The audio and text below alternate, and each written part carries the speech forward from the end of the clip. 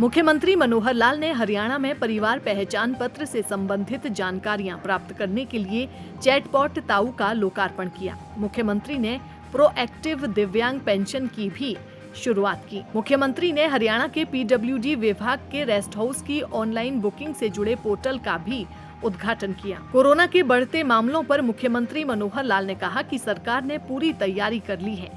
एक सप्ताह में हरियाणा में कोरोना के 600 मरीज मिले हैं।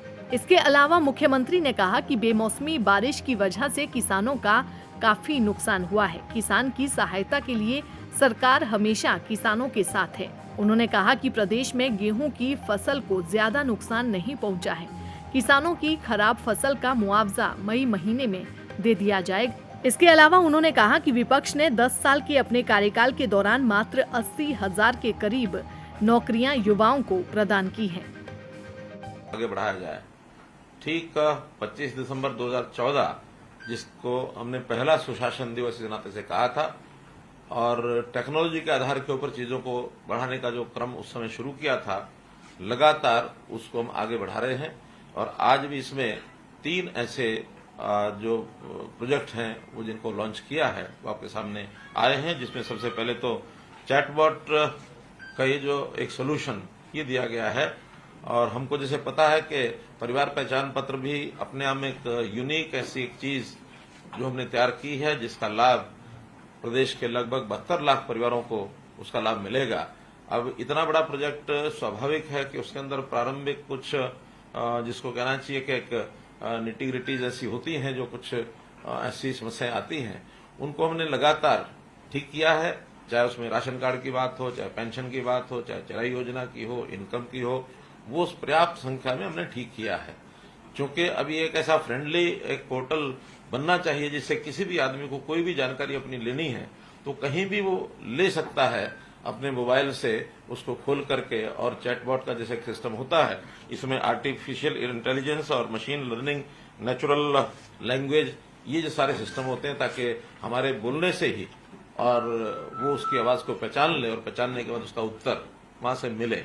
उत्तर भी देंगे ताऊ जी, तो उत्तर जो है हमको मिले। अब इसमें एकदम ये तो नहीं कहा जा सकता कि इसमें कोई गलती नहीं होगी, क्योंकि धीरे धीरे उस सिस्टम को अडेप्टिव होना पड़ता है। जिस आदमी को बोलना है उसकी भाषा, उसकी लैंग्वेज उसको, और ये सामान्यतः एक बार जो व्यक्ति अपना चैटबॉट बॉक्स खोलेगा और वही व्यक्ति बार बार पूछेगा तो उसके उत्तर ठीक आएंगे। लेकिन अगर एक ही चैट बॉक्स को मुझे लगता है अगर अलग अलग व्यक्ति जाके पूछेंगे तो लैंग्वेज की प्रॉब्लम कई बार आती है।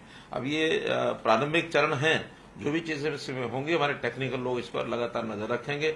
लेकिन अच्छा फ्रेंडली एक विषय, जहां भी कई आदमी होता है अपने मोबाइल को साथ लेके रखता है, चाहे वो खेत में जाए, ऑफिस में जाए, घर में बैठे पढ़ने जाए, सैर करते हुए भी अपनी जानकारियां ले सकता है। चैट बॉक्स का एक ही इस प्रकार से एक हमने सोल्यूशन दिया है और मैं समझता हूं जनता को बहुत इसका लाभ होगा। और जितने उसके प्रश्न होंगे, चाहे उसके जाति के हैं, आय के हैं, व्यवसाय के हैं, जन्मतिथि के हैं, ये सब जो उसको, चाहे उसका फिर आय के साथ उसका सार्वजनिक वितरण प्रणाली यानी राशन कार्ड हो, फिर उसकी चाहे जो भी कोई प्रश्न है, वो सारा जो सूचना डाटाबेस हमारे पास जो कोष बना है, उस कोष में से उसको ये उत्तर त्वरित और सटीक रूप से ये सब मिलेगा।